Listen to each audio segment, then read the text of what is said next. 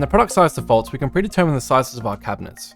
When we first enter into the tab, you'll note that standard 1 has been applied, which is an automatic size default for our base, upper, tall carcass heights and depths, which is what we refer to as our carcass size.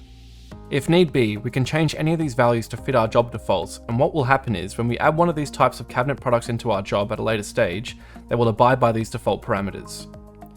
As you can see, each field is linked to the picture on the right, so when you change a field, it will be updated in both sections.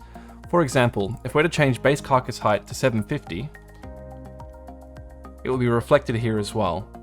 And alternatively, we can also change from the right side as well.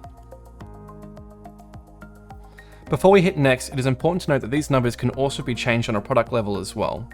We set defaults to begin with, but as we add products in, we can make those changes in a case-by-case scenario.